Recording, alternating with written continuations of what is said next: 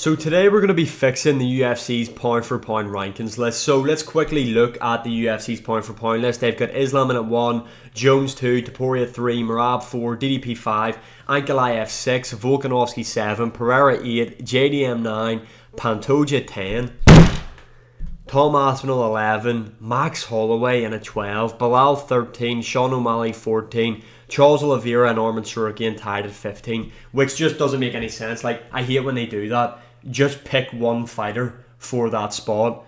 And why would Oliveira be ranked above Arman when Arman just beat Oliveira? It doesn't make any sense, but we're going to fix it today. Starting off in the number 15 is Arman Shookian, the clear number 1 contender in the UFC's lightweight division. He is on a 4-fight win streak at the minute, beating Charles Oliveira at UFC 300. I know that feels like forever ago, but he was meant to fight Islam at UFC 311. He did ruin the event by pulling out on such short notice. For those who remember, that's when Moicano stepped in to fight Islam Makhachev. But the guy is still the number 1 contender. There is no denying that. I know a lot of people like to gaslight themselves in believing that Oliveira beat Arman Shookian at UFC 300. He didn't, no. Oliveira did lose that matchup. Yes, he had moments of success where he nearly submitted Arman Shookian, but go back and watch the fight.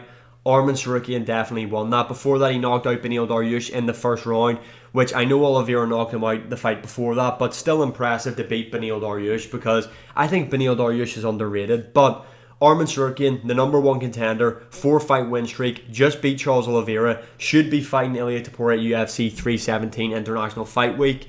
Although, selfishly, I'm glad it's Oliveira Ilia, because I think that is just a better fight. But Arman right now is definitely top 15 right now in the UFC. Moving on, in at number 14, it is Nasim Maval. Probably one of the most underrated fighters right now on the UFC's roster. This guy arguably should be fighting DDP over Khamzat Chimaev.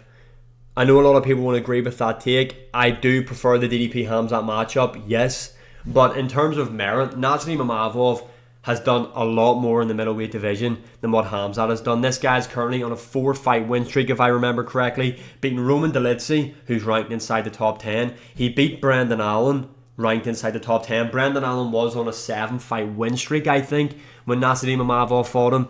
He stopped Jared Cannonier inside the top 10. Now, Jared Cannonier, yes, it was a bit of an early stoppage, but that's not Nasim Maval's fault. He didn't just land a big punch on Jared Cannonier and went, fight over.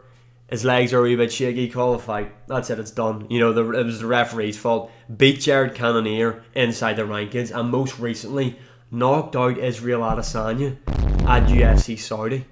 4-fight win streak. All 4 of those guys are in the top 10 of the middleweight division, and he beat Israel Adesanya, the 2nd best middleweight of all time. He stopped him. So underrated, it's crazy. I know he did lose to Sean Strickland, but that was a short notice matchup at a catchweight. I would like to see Nasim Maval fight Sean Strickland again. Not right now, like, to be honest. I mean, I'd rather see him fight Kyle Baralho than see him fight Sean Strickland. But this guy's definitely top 15 pound for pound right now. The fact that he isn't in the rankings shows that the UFC staff don't know ball. There's no way this guy isn't in the top 15. How's Max Holloway above a Maval in terms of pound for pound right now? Someone sit me down and show me in picture form how a Maval's not above Max. Same for Arman Shookian as well. They are top 15 pound for pound. Not Oliveira, not Max Holloway. Yes, they have big names, but this isn't based on how much of a star you are in the UFC. This is based off merit. And Nasim Maval, the number 1 ranked middleweight, on a 4-fight win streak, all 4 of those wins coming from guys in the top 10 of his division. He's number 14. Moving on, number 13 is Bal Muhammad. Look, people might say this is a bit harsh to have Bal Muhammad this low. I do understand that. Former champion. He never defended the belt though, which is something we need to factor in. He did beat Leon Edwards for the title. Leon was in the pound for pound rankings, so I did agree with Bilal being so high in the rankings at like number 8 before he defended his belt. But as of right now, when you look at the other fighters on the pound for pound list, this is the spot for Belal. He is ranked number 13. I know he does have good wins over Leon, Gilbert Burns, Sean Brady, which is a win that's aged really well, by the way. I think Sean Brady is a future welterweight champion, and the fact that Bal Muhammad was able to TKO him, insane. But Bal Muhammad is taking the number 13th spot. Moving on, in at number 12 is Shawn O'Malley. Look, I have Shawn O'Malley above Bal Muhammad because he has beaten just better names, in my opinion. Petr Yan, yes, I know it was a robbery, but it's still a win on his resume. He knocked out Aljamain Sterling. Insane win. Aljo is the second best bantamweight of all time. If it wasn't for Morab beating Shawn O'Malley, he would still be the greatest of all time. Defended the belt against Chito Vera. The fact he was a defending champion, the names that he's beaten, and I think he's going to become a 2-time champion. So I'm kind of looking, well, if he beats Morab, he's going to be higher than 12, let's be honest. But as of right now, before UFC 316 takes place, I have Shawn O'Malley in a 12, above Bal Muhammad. A part of me feels like people might disagree with me on this one, but I don't understand why. So if you do disagree with me on that, let me know in the comments. Moving on, in at number 11 is Jon Jones. Now, before people say, what the hell, the GOAT? You've got the goddamn GOAT outside the top 10. You don't know anything. You casual up. Jon Jones isn't top 10 pound for pound right now. Now, Dana White gets confused with this a lot. Jon Jones is the greatest of all time. Now, before people say he can't be the greatest, what about PEDs? I can guarantee you right now, if you want to go down the PED route, we would have a GOAT of the division of, let me see, CM Punk or Mickey Gall, maybe, because he beat CM Punk. That would probably be who would be the pound for pound GOAT, because at some point in time, these elite level athletes will have taken something that was a performance enhancing drug that wasn't on the list. So they took it before it was on the list, now it's on the list, which therefore would mean they have taken PEDs at some point. Every single elite fighter, I can guarantee you, has taken something that once was banned that now isn't, or that once wasn't banned that now is. I can guarantee you that. Obviously, Jon Jones has got multiple failed PED tests, but he's just shit at hiding it. Jon Jones, he is the GOAT, but he isn't inside the top 10 pound for pound. What I'm basing the pound for pound off is like who you've beaten recently. That's really it. What you've done recent. I think that is what counts for the pound for pound list. What you've done recent, the names you have beaten recently. And I know Stipe Miocic, just name value is a good win, but when you look at the circumstances around that and the fact that he's ducking Tom Aspinall and how inactive he is, he's in at number 11. Still the GOAT though. Breaking into the top 10, we've got Tom Aspinall. Look, people probably have Jones above him, but I don't fucking care, mate. Tom Aspinall, he is on a crazy win streak at the minute. He's beat Curtis Blades by first round finish. Tybura, I believe, was first round finish as well. Yeah. And Sergey Pavlovich, first round finish. You know, a 3-fight win streak was all 3 wins coming by KO in the first round. He's also beaten the likes of Volkov as well. Sergey Spivak. He's literally beaten almost half of the top 10 UFC heavyweights. And this guy's been sidelined because of this freak. Because he won't fight him. Tom Aspinall, top 10 pound for pound in my opinion right now. If you don't agree with me, fair enough. Moving on, in at number 9 we've got JDM. Bal Muhammad was number 8 when JDM fought him. JDM beat him. Really good performance. He's got wins over the likes of Kevin Holland and Gilbert Burns as well. But because he's kind of, I know Belal was ranked number 8, I believe, so he's kind of not, well, he's kind of taking Belal's spot, basically. Bal Muhammad's went down the rankings. JDM slots in at his position. JDM in at number 9.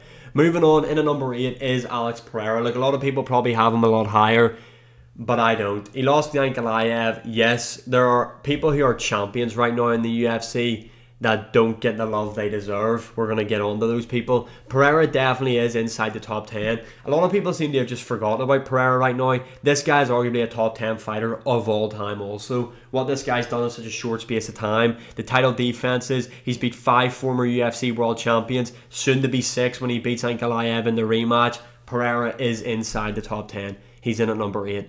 Number 7 is Alexander Vulcanowski. Look, people might have Volk a bit higher.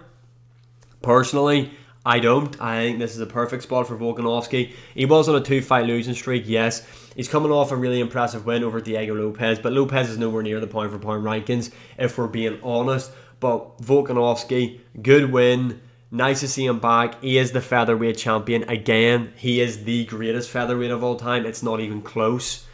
Don't say in the comments it's Aldo. Aldo isn't even number 2 in terms of greatest featherweights, if we're being honest. Volk in at 7. Moving on in at 6 is Magomed Ankalaev. Look, Ankalaev on a crazy win streak at the minute. He's just coming off a big win over Alex Pereira, who was ranked inside the top 3 when he beat him. Close fight with Pereira, yes, but Ankalaev definitely deserves to get his hand raised. He is on like is it an 8 fight win streak? It might be more, to be honest. He's beat Rakic, Johnny Walker, the draw against Jan Blachowicz, yes, but before that, who else did he beat before that? He beat Anthony Smith, Thiago Santos, Volkan Oezdemir, Nikita Krylov. Yeah, I think number 6 is a perfect spot for Magomed Ankalaev. If he beats Pereira again, I think he probably would break inside the top 5 at that point, in my opinion. Now, going on to the top 5. How the UFC have this guy currently ranked inside, like, number 10 is absolutely mind-blowing. The only thing Pantoja doesn't have going for him is that there isn't anybody in his division in the pound-for-pound rankings. And I don't think any other flyweight deserves to be in the pound-for-pound rankings, don't get me wrong. But the division is that slept on that unless you're the champion in the division, you're never getting on the pound for pound list. Just facts. You're never getting on that list. Pantoja, one of the best fighters right now on the UFC's roster. Extremely well rounded on a crazy win streak. Defended his belt 3 times now, I believe. Has cleared out his division. That's what pound for pound is. That there is a pound for pound statement. What Pantoja has been doing recently. Top 5, 100%. There is no doubt in my mind that this guy is top 5 pound for pound. I don't see an argument not to have him in the top 5. I understand. Well, you could say about the pound for pound wins, he doesn't have a win over anybody in the pound for pound rankings. I get that. But that's not the be all and end all, in my opinion. Multiple title defenses, beating all the top contenders in his division. Pantoja's number 5. Moving on to number 4 is Dricus du Plessis. Look, DDP, in my opinion, if he beats Khamzat Chimaev, is the best middleweight of all time. And it's not even close. If he beats Khamzat, I don't want to hear people say, dude, do you know who Anderson the Spider Silva is, man? Do you know who that guy is?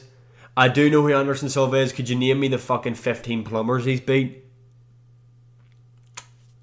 Exactly. Names on resumes right now means more than just multiple title defenses against guys that wouldn't even be inside the top 20 of the division nowadays, in my opinion anyway. The guy's on a crazy win streak, beating Israel Adesanya, Sean Strickland twice, beating Robert Whittaker, Darren Till, still a good win in my opinion. And if he beats Khamzat, he's also beat Derek Brunson as well. And if he beats Khamzat Chimaev, the best middleweight of all time. Easily the best middleweight of all time, in my opinion. Moving on to number 3 is Morab. Morab is a top 10 fighter of all time, in my opinion. People will disagree because he only has 1 title defense. Look at the names on the guy's resume. Let's take a gander. Umar Nurmagomedov will age like wine that win. Umar will be bantamweight champion, unfortunately, so let's all buckle up. Umar will be champion. This is like when Floyd beat Canelo all them years ago. Nobody really thought anything of Canelo. Yes, he was a champion. Floyd beat him, and look at what Canelo is now. That's what the Umar win's going to be like for Morab, right? He beat Sean O'Malley, great win. Great win. Beat Petr Yan, another. He dominated Petr Yan as well. Like, we've never seen Yan be beat that bad before, ever. He got absolutely smoked by Morab. He beat Jose Aldo, great win. He's beat Marlon Moraes as well. At the time was a really good win. I know a lot of people shit on Marlon Moraes, but Morab finished him as well. Really good win. Morab is a top 10 fighter of all time. In terms of resumes, this guy's resume, his last 5, or Henry Cejudo as well. How could I forget? Henry Cejudo as well. I always forget about that one. Insane. The names on this guy's resume and what he has done recently and how active he's kept. Number 3. Number 2 is Ilia Topuria. Look, Ilia Topuria is going to be your next lightweight champion when he knocks out and probably retires Oliveira inside 2 rounds. But he has got the 2 best back-to-back wins in UFC history. It's not even close. It's not even debatable. Knocking out Vulcanowski, knocking out Max Holloway. He's also beat Josh Emmett, Bryce Mitchell. He's also moved up a weight class before to the lightweight division to knock out Jai Herbert. And when people say, I don't know if Ilia's power is going to carry the lightweight, Arguably one of his more brutal knockouts came at lightweight when he fucking folded Jai Herbert like a deck chair. Now, is Jai Herbert the same level of fighter as an Oliveira? No. But you can't really condition your fucking chin, can you? It's not like, you're either born with a good chin or you're not. And Oliveira is chinny, let's be honest. So we know Toporia's power carries up to lightweight. Ilia's number 2 right now. And, could you imagine if he knocks out Oliveira, he would have knocked out Volk, Max, Oliveira. That's insane. That is crazy. And finally, number 1's Islam Makhachev. Look, brother, an obvious one. Islam is the pound for pound number 1. He's the top 5 fighter of all time right now, in my opinion. Beating Oliveira, Dustin, Moicano, Volk twice, Dan Hooker as well. The guy's resume is insane. Islam is number 1. Definitely number 1. Even if Ilia beats Oliveira, I'd still have Islam number 1. And I think Ilia beats Islam, by the way. And I think Islam beats JDM. Just wanted to add that in there. Let me know your opinions in the comments below. What way would you have the rankings? And as always, like, share, subscribe, comment, all that good stuff. And I'll see you all again in the next one.